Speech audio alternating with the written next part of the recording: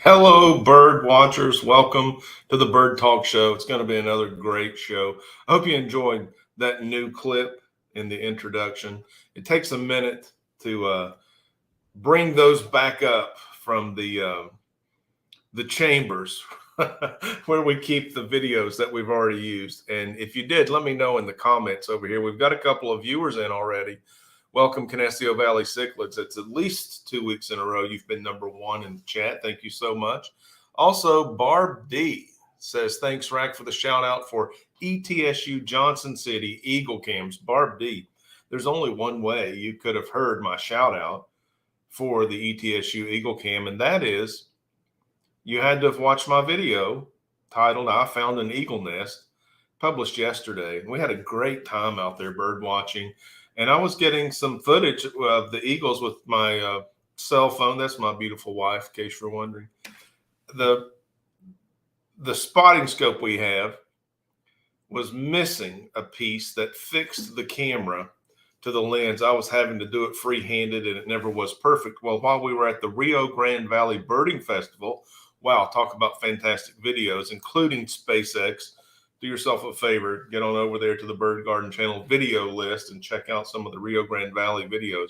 We purchased a piece of hardware that allows me to fix the camera to the spotting scope and film eagles on an eagle nest. And what was really cool, you'll hear in that video when you do go watch it, I'm sure you will. And by the way, while you're over there, if you like it, why don't you hit that thumbs up? Lets the YouTubes know you appreciate what we're doing, you like it, you want to see more of that on YouTube. And if you like this live stream, hit the like button right now. If you're watching this in replay, thank you very much for joining us on the replay. We're going to do a lot of content for you, as well as interact with the chat. So do all of those clicks to help the channel out. We'll keep bringing you live footage of eagles on Eagle's Nest and other fantastic videos that will make your life better. Take my word for it or not. Give it a try. Let me know. Let me know what you think. But I'm going to stand as if that's a true statement because it hasn't been disproven yet. Several people have told me, yeah, that made my life better. That elevated my mood. I'd like to do some more of that. That's what happened when we were filming the eagles with the cell phone on the spotting scope with the new piece of hardware. What happens is the cell phone becomes a monitor. And so anyone looking at the screen can see what the scope is seeing. So as people were walking by, it was like, are those eagles? Yeah. Are those the ones I've heard about? Yes, they are. Those the ones that are on TV? Yes. Yes, they are. Those are the ones. All because we bought a piece of hardware, which, by the way, makes filming the birds hands-free. You get the scope set, focus, get the phone mounted, framed the way you want it, boom. Now you can just share that goodness with people, make their lives better. Well, that's what we did during the making of the video. Again, check it out for yourselves. But spoiler alert, it's pretty cool. And there are a number of eagles on the nest. Actually, there's 2, but definitely more than one. Eagles with an S, plural for sure. So I'm glad you mentioned that, Barb D. Thanks for watching the video. I appreciate that every time. Eric Wyrock in the house. Rico Stan, what is happening? We've got Rico Stan, the monitor, in the house. Appreciate your hard work over there with that blue wrench, sir, and welcome. Oh, yeah, Canisteo Valley. This is a bird garden. And I don't know, Mr. Gates is here. Hello. Good afternoon to you, sir. I don't know if you paid close attention to that thumbnail or not, but what we're talking about today is the best bird feeder maybe you have a notion before you hear my opinion, just one guy talking on the internet, but I've been feeding the birds for a number of years now, decades even. Whew, has it been that long? Man, oh man. Yeah, yeah, yeah. We're approaching 5 decades of feeding birds on purpose that I know of. We we may be more than 5 decades, but I can't remember back that far. So, what do you think is the best bird feeder? Maybe you've fed birds. Maybe you've seen other people feed birds. You've definitely walked by the bird feeding section in the big box store.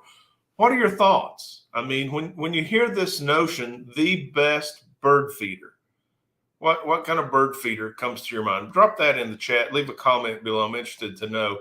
You're this far along in the video. If you're watching the replay, go ahead and leave your first comment and let it be what you think the best bird feeder is. And it's subjective. Okay, I mean, I'm tempted to say I know the best bird feeder. Change my mind because I've had such success with the bird feeder, and I've got one. I brought one to show you. It's in the studio. I'm gonna let you in on it. It's not a secret. And I think also what I want to do to engage you a little more, both you guys in the chat. Stephen P is in the house here. Stephen P 2003 Aquatics. I'm saying these usernames. You know this. I'm going to repeat it because it's okay. I like giving a shout out. These people that have usernames in the chat, they're also YouTube channels. Please check out these YouTube channels. I do. If you're in the chat right now, and I'm aware that you have a YouTube channel, I'm subscribed. If you're uploading content, and if you're watching this right now or on the replay, check these channels out. We're supporting each other. This is the community. This is the bird garden. This is why we do what we do. Now, in the opening, if you were here for the introduction, you saw several pieces of film taken in the bird garden. 1, 2, 3, 4 at the 24/7 live feeding station, 1 at the temporary bird bath that we use in warmer weather with the bluebird in there, just loving it. We are going to check in on the bird garden live feeding station today. As a matter of fact, just before airtime, there were some very interesting birds out there. Did any of you check in on the 24/7 live feeding stream? If you're watching this during daylight hours in the replay, you can go check that out now, see what's shaking. This is something I asked you to do last week. It hasn't really caught on yet, but I'll throw it out there for a few weeks. We'll see if it does. If you see something you like over there on the live stream, there's a chat. It's usually not that active. But if you see something you like, you can come back to this video and leave a comment after it uploads and you're watching the replay. Bring your comment back over here and leave it. I'll definitely see it. I'd like to know what you think. But just before we went on the air, I saw several interesting birds out there. I'm wondering if anyone happened to see those. Go over there and check it out. Now, they may still be there, and we are. We're going over there to check on them. 8 people here now in the live stream. We've been going less than 10 minutes. We're going to hit that hour mark today. That's our feel-good time together. Time usually flies. I get the yammering on, and I'm glad there's a clock on the screen. I might just not stop one day. You never know. But we've got lots of different bird feeders to choose from. Carla S. joins the chat and says, I agree, any clean feeder with good food. And also mentioned there's a resident red-headed woodpecker just now at the bird feeding station. So beautiful. I love those birds. And there were birds in addition to our red-headed woodpeckers that I saw out there just before airtime. They're probably still hanging around. And they'll probably be back. We'll check on those. But first, I just wanted you to plant that idea in your head. What is the best bird feeder? What makes a bird feeder the best? What makes a bird feeder good? The process of elimination that I go through when I'm asking myself, what's a better birding feeder? If I'm comparing, what's the best bird feeder? If I'm being depended on to give excellent information to awesome viewers like you guys, I got to make sure I know my stuff. And I'm speaking from experience, research, conversation with others. I've traveled all over the globe, several different countries. I've not been to Antarctica. Please don't take the globe literally. I've missed a few places, but I've traveled extensively for the purpose of bird watching. I always look for the bird feeding stations. Why? I know from my own backyard experience that bird feeder is going to attract the local birds. So I've seen lots of feeding stations. I've seen lots of different places do it differently. And we're not going to get in the weeds here and talk about right and wrong.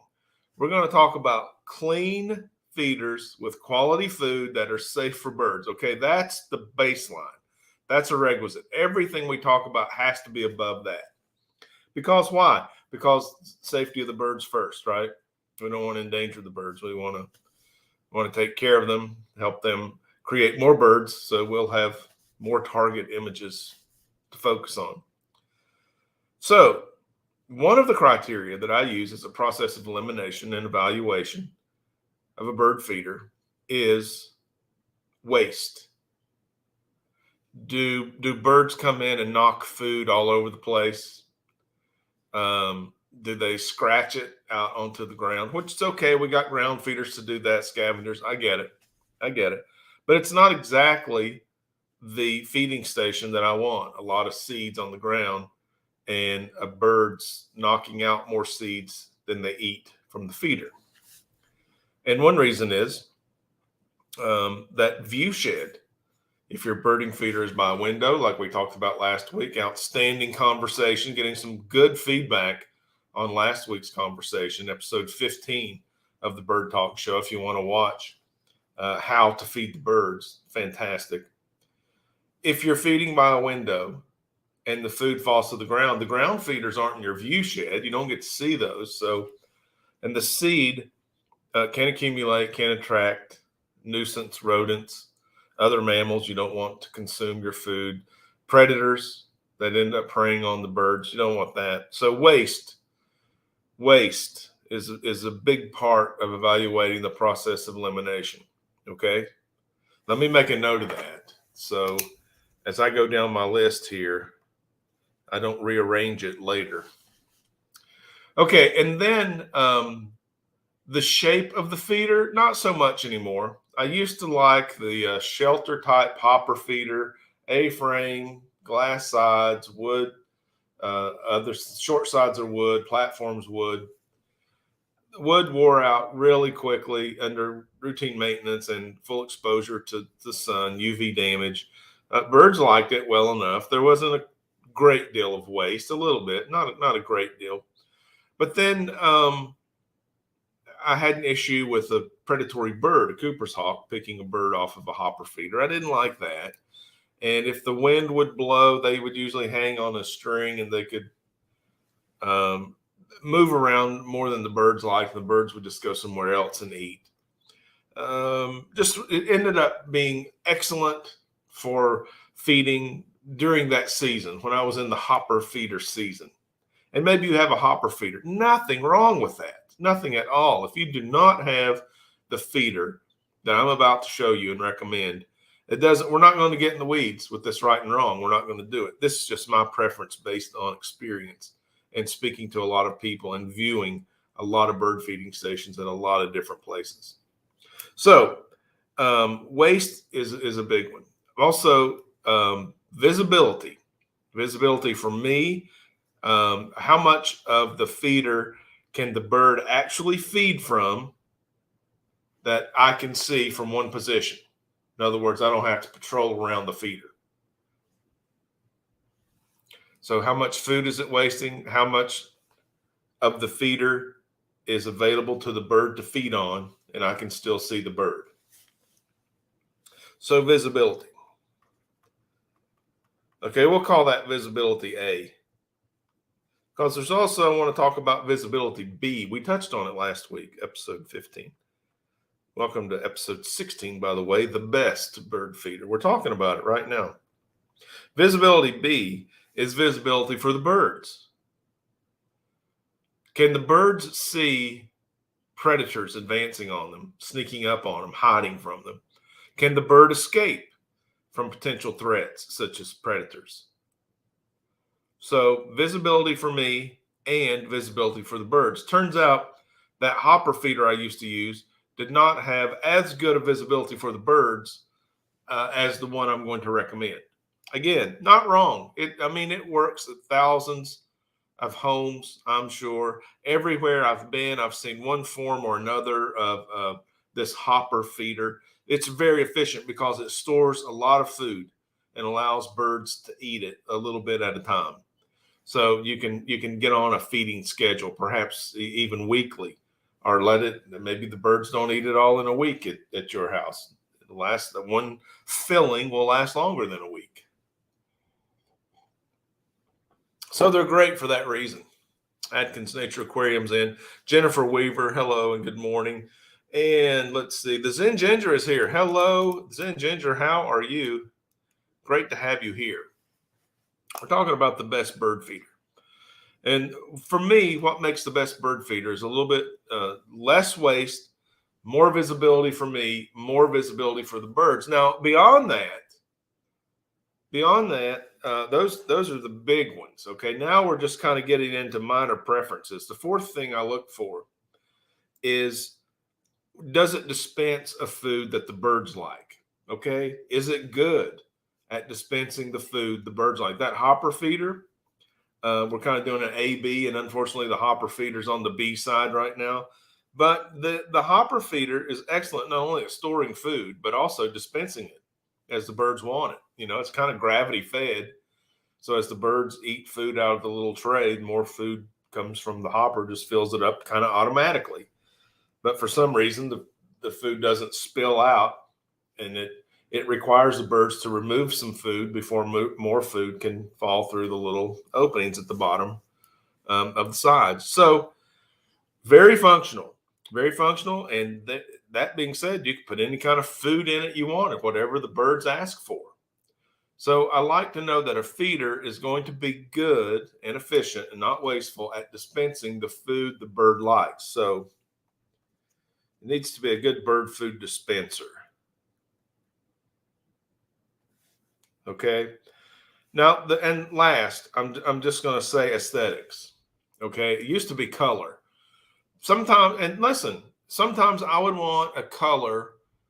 I want to pop a color in my bird viewing area, so I get a bright color one. I want a matching color that matches the decor of wherever I have the thing hanging. And I'm creative, so it's difficult to land on any one aesthetic that I like. So basically, I need more than one bird feeder. Okay. Even if it's identical, I need them in different colors. Maybe you do too. I don't know. I like to make my life better. And when I do, I automatically think, hey, it might make someone else's life better. And that's when I share it with you guys. So the best bird feeder is going to be one that doesn't waste a lot, has good visibility for me to see the birds while they're feeding, has good visibility for the birds to escape predators. It dispenses a food well that the bird likes, and it meets some aesthetic preferences. Beyond that, and again, we're not talking right and wrong. I'm just telling you the best from my point of view. And not only are those things like on a list of preferences, but along with those, okay, if you find those things, those 5 things, if you get those 5 things, you're also going to get efficiency, longevity, and potentially, I don't know how it is at your place, I'm going to put that in parentheses because it's proven here, a wider diversity of birds.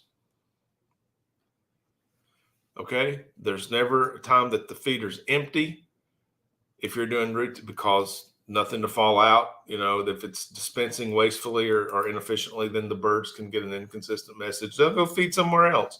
While we're on that, let me just say this. Birds, and I swear, next coming right up, we're going to show you the best feeder. I'm just going to show it to you. But let me say that birds instinctively feed in the wild. Okay, they're programmed, and they watch other birds, and other birds tell other birds how to feed, where the food is, when to feed. They instinctively feed in the wild. If we put out a bird feeder, it is my belief that we will not change the instincts of the bird. We may trigger an instinct that says, hey, food is more readily available here than out there in the wild. It is not my belief that if I stop feeding them, I will have altered their instinct. I think they will instinctively go somewhere else to eat. They won't come here to eat because food's not there. They'll go somewhere else and eat. Yeah, that said, I don't think that we change the instincts of birds. I think consistency is a really good idea. If you're going to start feeding the birds, especially in winter, go ahead and follow through. Don't cause the bird to use that extra energy to go someplace else. And most of all, leave so you can't see it anymore. You don't get to enjoy it. It's not making your life any better. But I've seen several comments. I've heard several times that if you're going to start feeding the birds in the winter, you need to feed them all winter long. You don't want to leave them hanging. I tell you, I think that it's very logical. It's very sensitive to the birds. I can appreciate that. But I think bird food companies may have started that. And it's pretty good rhetoric. It's pretty good. And there's no terrific harm unless that idea scares you from feeding birds. Go ahead, feed the birds. Feed the birds with the plan to feed them all winter. Okay? Now, you can imagine if you need to do a test to see how much this is going to cost. Will the feeder cost this? The food cost this? How long will the food last? Put out a sample, see how long it takes the birds to eat it, and think, okay, it's going to cost me this many bags to feed them all winter. Now, you might come up with a few cents. You might come up with a few dollars, depending on how long you're measuring. Then you can justify the budget or not. Now, here's the really cool thing. If you don't want to do the math, because math is hard, if you don't want to go to the trouble, the learning curve, the shopping, the filling, the responsibility, watch our birds. That's why we have them on a 24/7 live feeding station, so you can watch them. And if you look at the 24/7 live feeding station here at the Bird Garden, you'll see several examples of the best bird feeder. I'm going to show it to you now.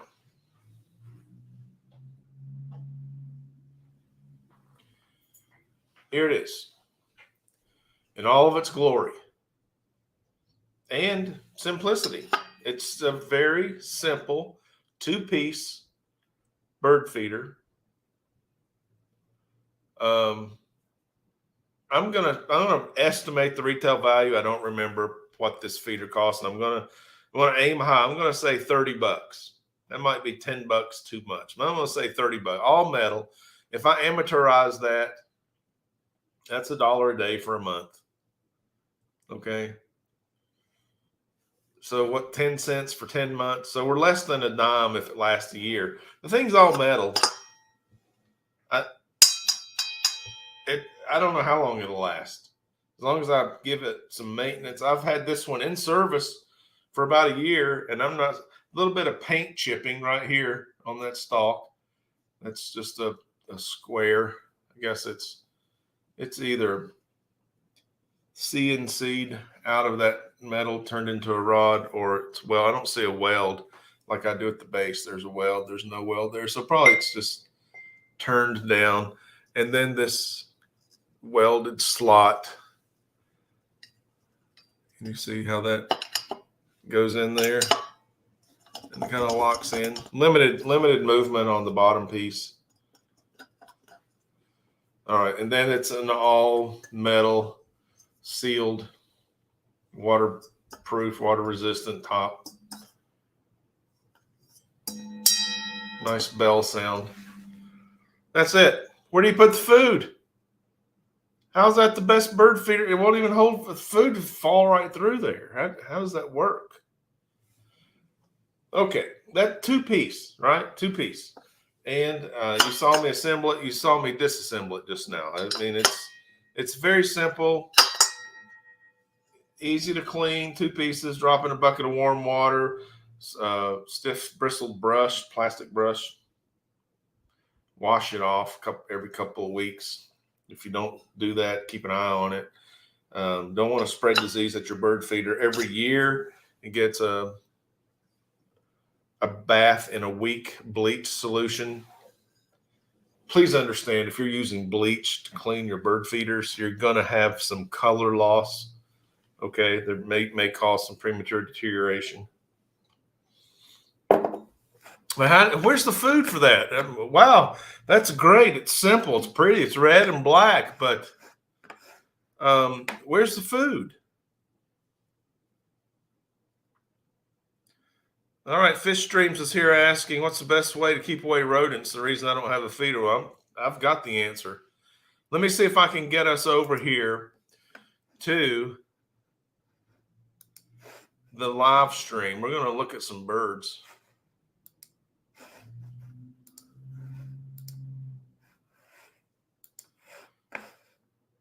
Oh, there's a mourning dove. Look at that mourning dove. I want to expand this. There we go. All right. See anything familiar here? On the right side, there's a two-piece feeder. It's got a fancy spiraling perch that this one doesn't have. Okay, but it's the same idea. All right, it's a center stalk hanging from a dome cover that shields rain with a metal hook. So it's metal, metal, metal, metal, and it's got food all over it. How could that be? That food is what I call the feeding pillar. And the feeding pillar is just a mix of bird seed that's held together by a gelatin.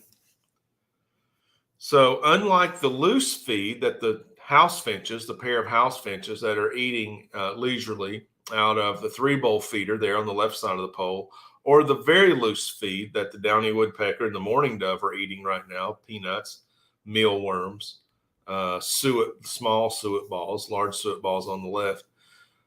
It's stuck together with some gelatin, which I like. The birds have to work at picking the seed out of it, and all of them can. Including the tiny goldfinch, the small Carolina chickadee, the Carolina wren with the thin beak. They don't have any problem, but they do hang around for a second. There's an American goldfinch coming in on the right side of the pole above the cage feeder. They do enjoy picking that food, and I enjoy it because I get to watch them a little longer. That was a tufted titmouse that came in, grabbed a peanut, going back in the woods to eat it. That's the way they behave. All right, now we've got a woodpecker on the pillar feeder. It is the red-bellied woodpecker, nearly as tall as the feeder, and that's about the same length as the hairy woodpecker.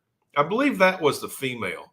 The male has that red on top of the head that goes from the nape all the way over to the crown. The female has a patch on the crown, a gray patch on the top, and then a red patch on the nape. So not a complete red band on the female. And I think that's the one that was there visiting the pillar feeder. So this best bird feeder, all right, you put a pillar feeder, the pillar feeder is seed held together by gelatin. It already has a hole through the center of it.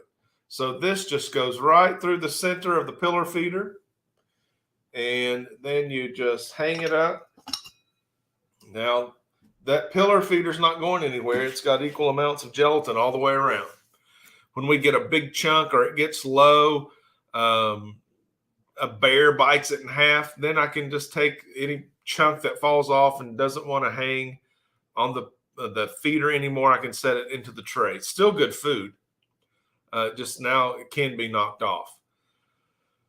And I don't have a problem with that. I mean, if you've watched the 24/7 live stream for very long, you know this is not a major issue.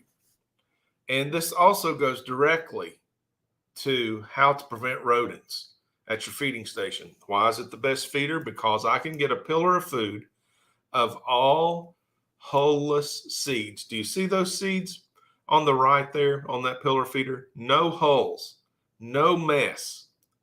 So the hulls fall and collect. The birds don't eat them. That attracts rodents.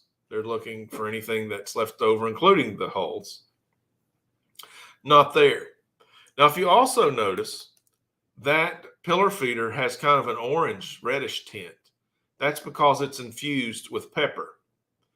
And in my yard, and I'm guessing it's the same in most every yard, that the suet balls on the left also heat infused. The loose seed in the three-bowl feeder, heat infused. Mammals, including squirrels, rats, mice, will try the heat infused food, and they will not like it. I think it's just cayenne pepper that causes the spice, and the birds don't even notice the capsaicin that aggravates the mammals so much.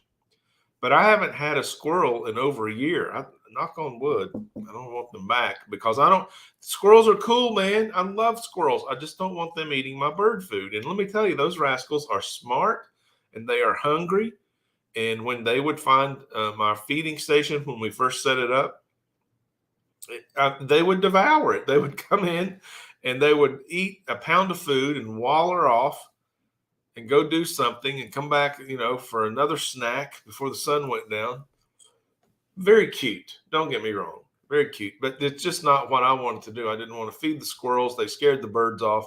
I wanted to feed the birds. So got this heat infused food. They came down, ate it twice. They haven't been back. Deer mice would get into the feeding tray at night, put the heat infused food in there. Never saw them again. Never. Raccoons came, ate the hot food once, maybe twice. I think probably I had raccoons visit twice, but I think it was two different groups. There's a tufted titmouse on the right with the two mourning doves on the feeding tray. Hey, right front and center. Good to see you there, pal. Yeah, so they don't like it. I had a bear in the yard. Have you seen the bear video?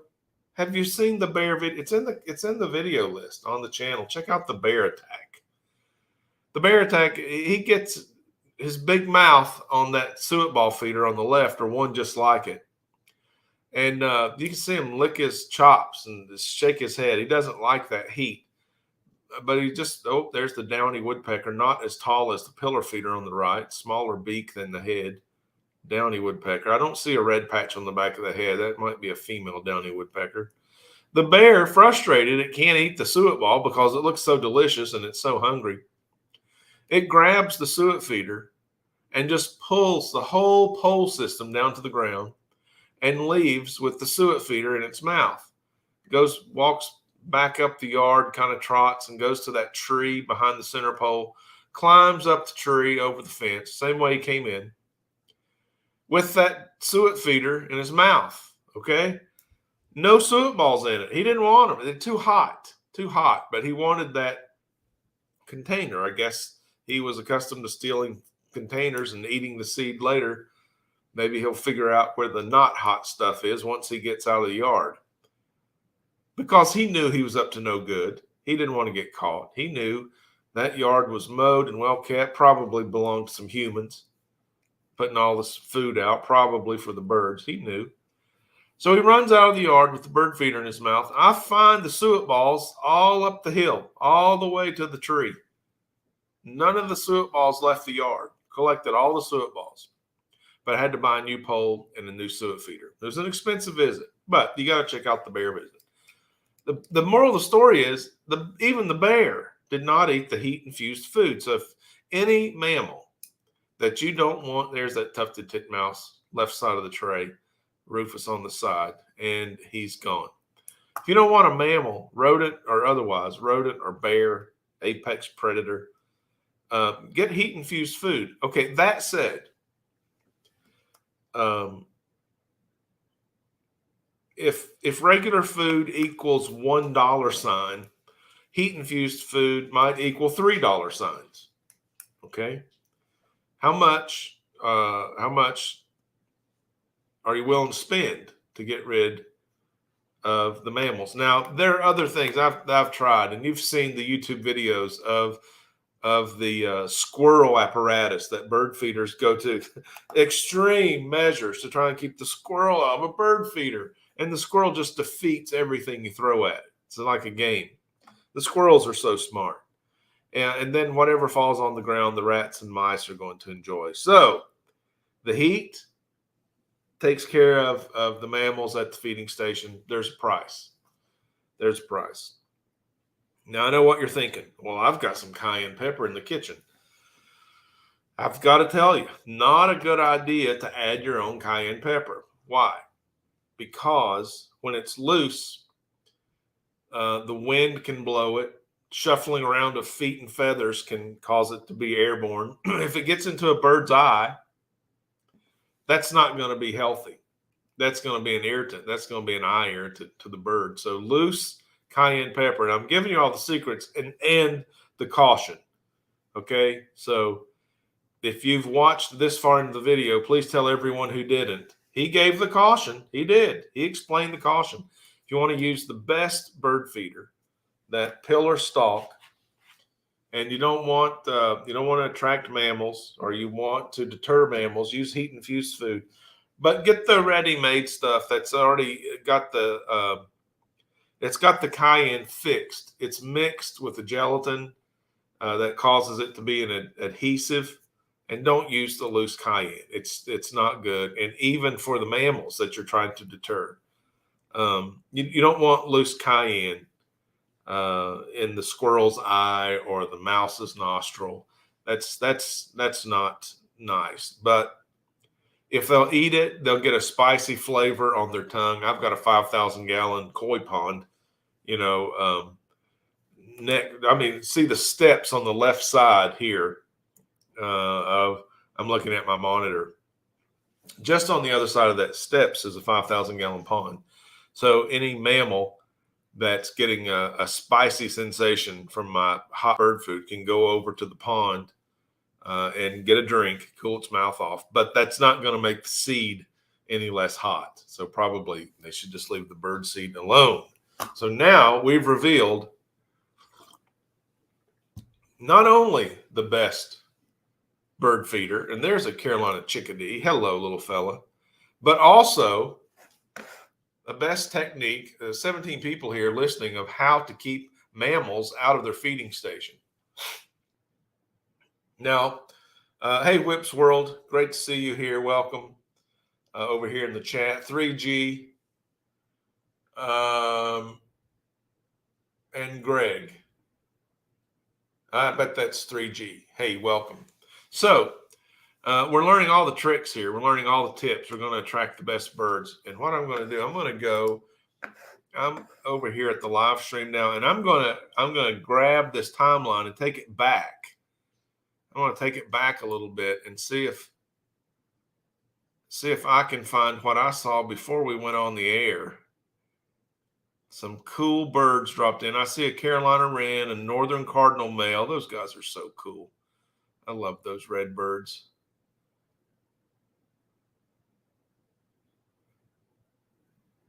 I know this thing's jumping on. Oh, there was one. Did you see it? There he is. Okay, let's see. Where's your buddy? Where's your buddy? I think that might have been a red. Yep. Okay. Red-headed woodpecker on the left, red-headed woodpecker on the center. There's two of our adult red-headed woodpeckers. They came in there and they've gone. And that is the 12:59 mark. You see how I'm dragging? Can you see me drag that lower right? There's a red dot on the timeline. I just drag it backwards to go back in time. It's the DVR on the live stream. It'll keep videos for about 12 hours. You can go back. Oh, there it was. You can go back for about 12 hours. Here we are at the 12:53 mark.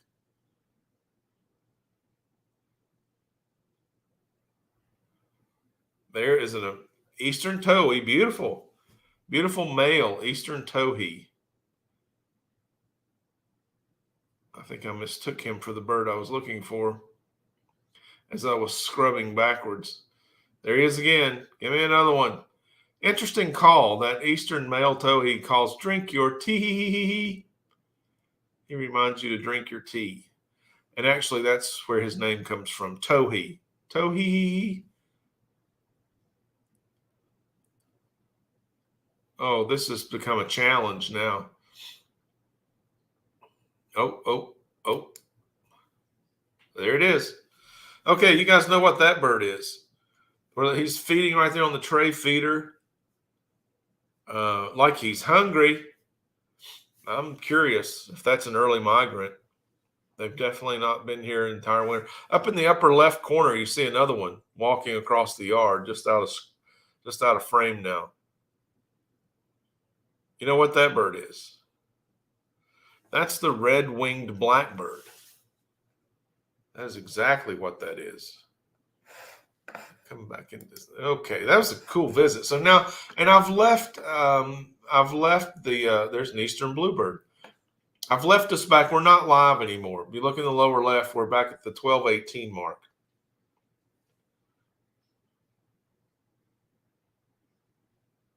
We've had blue jay, eastern towhee, eastern bluebird, red-winged blackbird. Okay, that's all at lunch, which is typically a slow time. Red-headed woodpecker, a couple of them.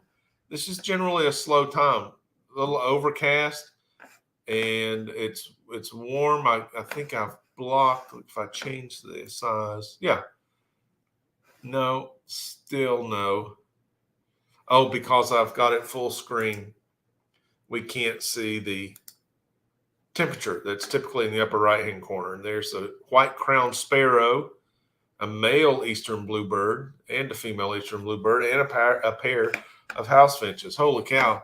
I told you it was busy. This was right before airtime. There's the white-crowned sparrow. Let's go back live. Okay. I think we're live there now. And yeah, my screen is saying, let's shrink that for just a second, 61 degrees Fahrenheit in the bird garden. That's warm for us in February. It is. Can I give that all to you? Yeah, there you go.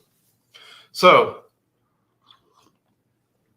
if that's the best bird feeder, why don't I have 4 or 5 of them out there? I know you're getting ready to ask me that. Fair play. Fair play. And the Zen Ginger nails the bird call with the red-winged blackbird. That's correct. And she says, like your painting rack. I knew I could count on you, the Zen Ginger. Barb D, also correct with the winged blackbird. Barb D, are you from the UK? And if so, do you have red-winged blackbirds in the UK? But yeah, I've got right behind me, right over my shoulder. When we get back, I'll show you. I've got the red-winged blackbird painting.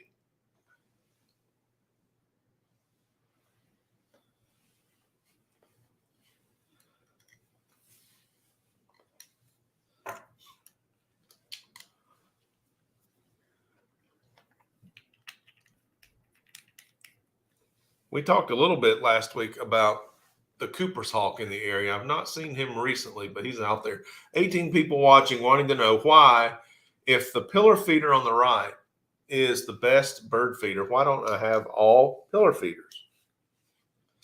Well, the reason is I love the diversity of seed that's in that pillar feeder right now. No mess, heat infused, probably 6, 7 different kinds of 100% preferred by bird seed mix.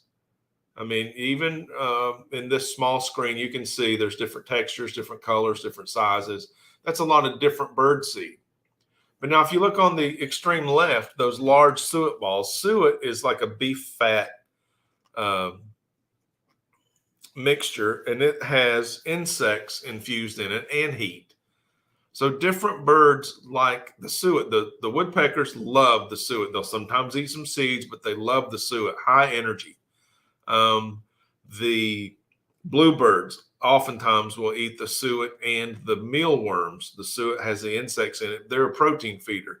The robins, the northern mockingbirds, they don't like the seeds so much. So I keep these other feeders that don't include seeds.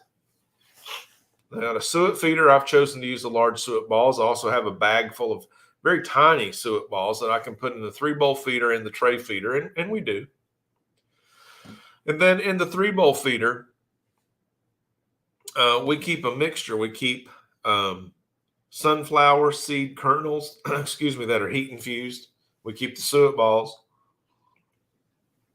and we keep a loose no mess mix of seeds. Now, this is for birds in situations where they don't want to hang out at the feeder. Okay, see that titmouse comes in, grabs a peanut, gone. So the 3-bowl feeder is basically an elevated buffet that resembles the feeding tray. Sometimes the feeding tray is not as visible. The birds get down in there, especially like that titmouse. They come and go so quickly. The 3-bowl feeder allows us to see the birds that like to do that better than if they were just eating out of the tray. Then moving to the center pole, we've got that clear plastic tray that has nothing in it but freeze-dried mealworms. You saw the bluebird eating there a couple of times, and the tiny suet balls. So that's for our protein feeders. In the wire cage, we've got a seed block infused with the freeze-dried mealworms. So why are they not all pillar feeders? Well, because we're feeding different types of food to attract different types of birds. And birds have different needs. You've seen one thing we haven't talked about that is so cool. The different beak shapes of the birds that have been in the bird garden while we've been watching. We had the woodpeckers, the finches, the blackbird, all different beak shapes. So that's because when they feed in the wild, they need those beak shapes basically as tools to help them feed. So they don't need tools at a feeding station, but they do have favorite foods, right? Another thing you can do to deter rodents, this just dropped in, is you can feed safflower seeds. Now, safflower seeds are bright white seeds, and you can get them without hulls, but mammals tend not to like them at all. The problem is, for me, the problem I've had in the past is getting the birds to accept the safflower seeds because they've been spoiled on sunflower seeds and all these gourmet options. And then you put safflower seeds out there and they may not be as tasty to the birds.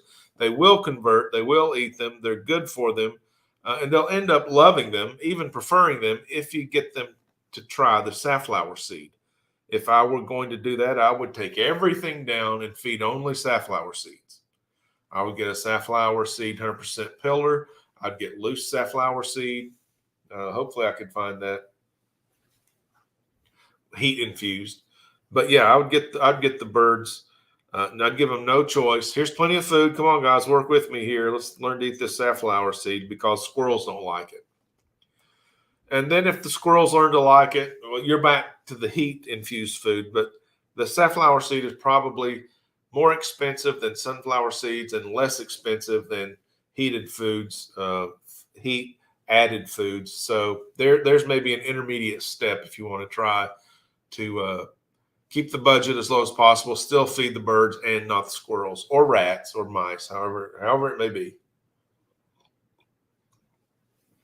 The Zen Ginger said, do you buy foods with fruits in it? Mine seem to love little cranberries or whatever in them. Yes, the Zen Ginger, we do that alike then because the pillar feeder on the right has some cranberries in it. And usually there is a fruit option on the feeder. It's not necessary to attract the birds, but when you put it out there, there are a few birds, including the woodpeckers, that really like that. I think they like working at tearing it out of that. There's the eastern bluebirds back. They like tearing it out of that gelatin fixture, and then they get a reward that, instead of a tiny seed, it's a piece of fleshy fruit. And the American goldfinch up top there on the cage feeder. Oh, man. And it's February. These birds in April are going to color up. I'm going to have a beautiful, they're beautiful now, but they're going to be beautiful and more colorful in a few weeks as the spring plumage comes in. The breeding dress of the American goldfinch and the eastern bluebird it's a spectacle, and I love it. And the red-headed woodpeckers, they should be here all summer as well, just striking with the northern cardinals. It's going to be a beautiful, beautiful spring. And it's already, you can see we've got some green grass. Trees are starting to bud. Not all of them. Some of them I noticed over the weekend when I was out there looking for eagle's nest, which we found. I hope you'll go watch that. I found an eagle nest video. Pretty cool. Filmed a couple of birds right there in the nest. They haven't laid an egg yet, but it's a new female this year. They've identified that this is a new female. They have seen mating behavior, so they expect an egg. Another nest in the area, also on the ETSU Eagle cams, which is linked in my video. I found an eagle's nest. Another regional nest has an egg, or they've laid egg or eggs. I'm not sure how many, and they are sitting the nest. Let's see. I forget. Let me see if I can show. I want to try and experiment here. If it doesn't work, I'll be right back to you.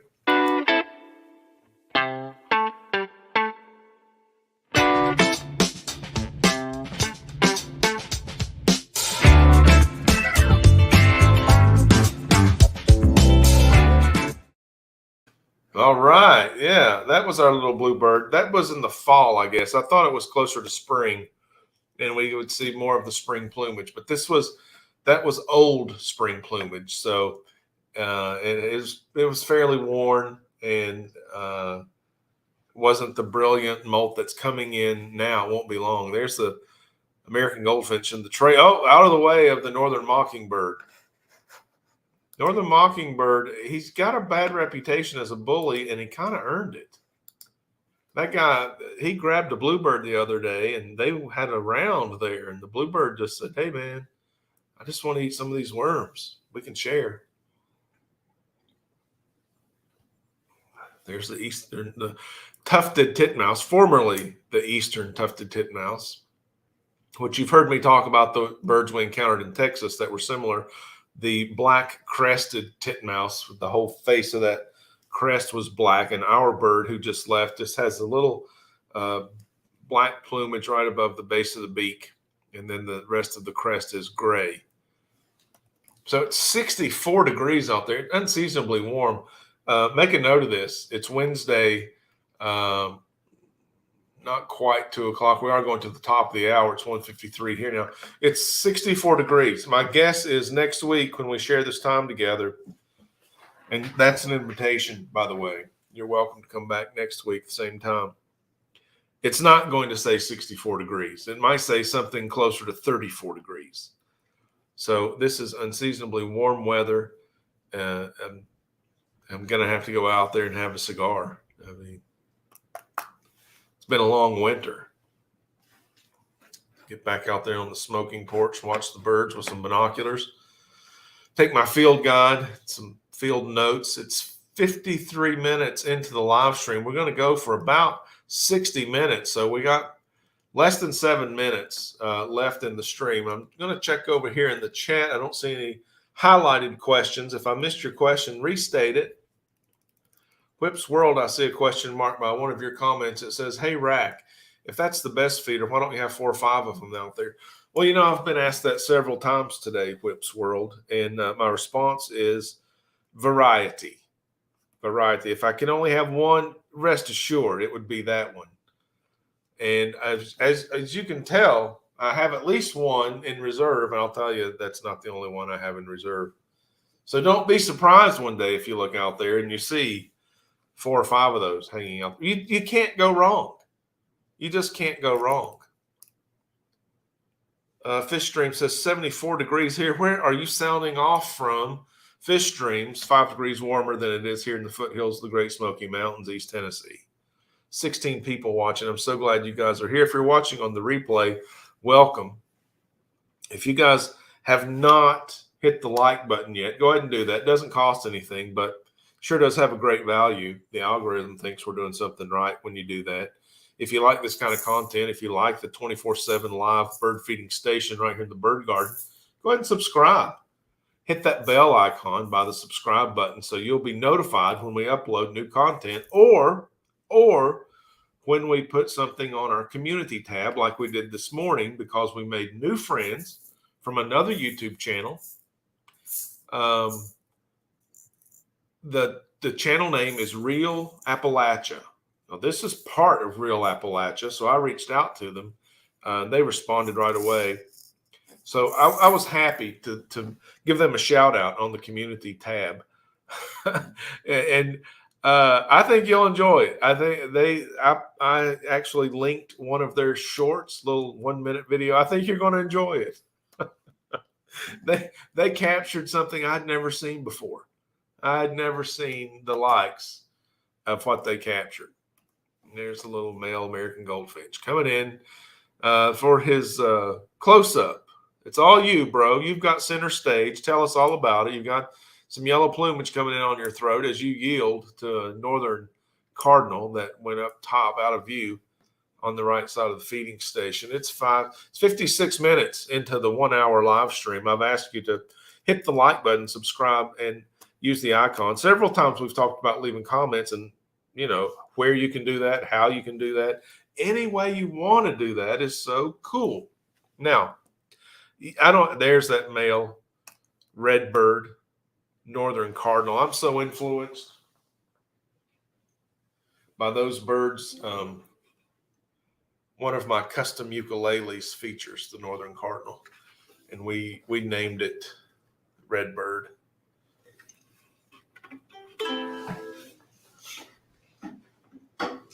Cool bird. Now, what we haven't talked about is sharing this video, because sharing is caring. It's how the channel grows. There's the nuthatch. Oh my goodness. Oh, I'm glad you guys got to see the white-breasted nuthatch. He doesn't come by every day, but that was him. Looks a lot like the Carolina chickadee there. That see how similar? But if you go back and look, you'll see the differences. That's a song sparrow on the left at those suet ball feeders, pendant on the chest, stripes on the chest. Looks like a large, outstanding mustache on the song sparrow. They nest in the yard. Northern cardinal, omnivore, eating suet balls and freeze-dried mealworms and peanuts and seeds. Something else above there, it hasn't dropped in yet. 2 American goldfinches. Yeah, if you would share this, that would be tremendous. If you do that right now, a little share button there below the video that you're watching. Share it on your social media. Ask other people to watch it. Why? Well, listen, because it makes their life better. Because you're a good friend. You want to help them. I want to help them. Let's get them in here. Let's make some new friends. And we're going to be back next week. At this time, it's probably going to be colder. I don't know if the titmouse and the American goldfinch are going to be back or not. Probably they are. I mean, I feel pretty sure those guys are going to be back, as well as the red-headed woodpeckers. I don't know about the red-winged blackbird or the blue jay or the white-breasted nuthatch that have all been here today while we've been watching. But most of our friends will be back. That's why we do this. We make your life better.